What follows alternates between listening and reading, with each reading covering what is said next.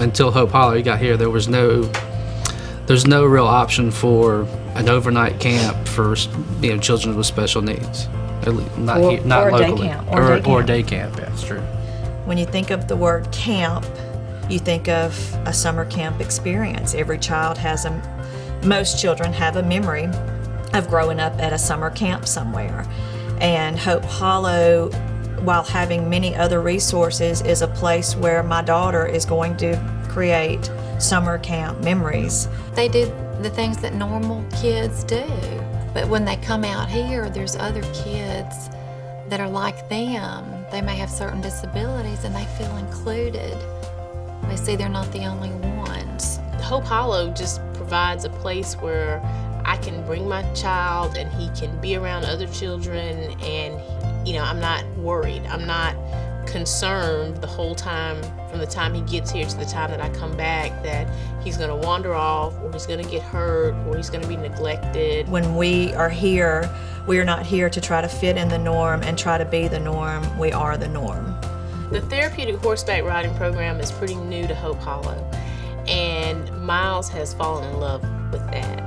I signed him up for it. I figured this would be something that he could learn to do, that he would enjoy, plus all the other benefits for his motor skills and developmental skills and so forth. And when he first started taking lessons, he wouldn't even touch the horse. He wanted no parts of it. He was not interested at all. He wouldn't wear the helmet, none of that. And then by the end of the first session, all you have to say is, Miles, it's time for horses. And he was grabbing his helmet and he was ready to go. Showing something new to Morgan is not always the easiest thing, especially with a very large animal like a horse. I mean, to a child who's as small as Morgan is, a horse is larger than life. It's like a monster, right? But you put her up on that horse and let her feel some confidence about, this is cool, this is fun, this is okay, and then before you know it, she's like shoving you away. My horse, my do it. And you're turning her loose and letting her walk around the stall with a full-size horse with a little bitty 8-year-old child.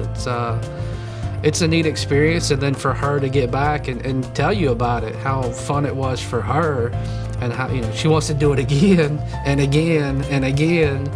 And we got here for lessons one time, and the horses weren't saddled, and he decided he was going to ride the Shetland pony because they were taking too long to saddle the big horses.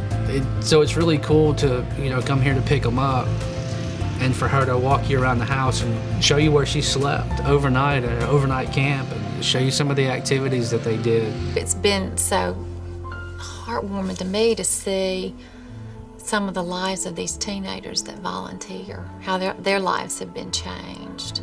So the camp is not just coming out here and having fun, doing their fun activities, but it's also a learning experience. I think the impact that Hope Hollow has given us is, this is where we get emotional, sorry, is it's somewhat of a safe haven that we can bring Morgan.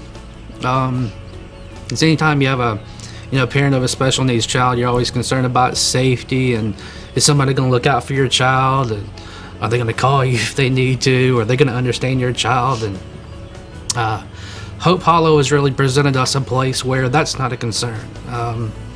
It's a second home for Morgan. Anytime there's an activity going on at Hope Hollow, we can say, Morgan, are you ready to go to camp? And it's just light up her life, moment of the day. Well, another thing Hope Hollow's given to us is time for the two of us. People take that for granted. They do. They really do. It's not easy to find a place for her to go, or a babysitter.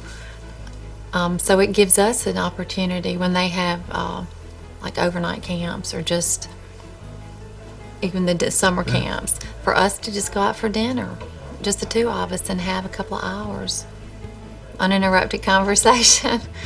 We talk a lot about the kids, but you can't forget about the parents.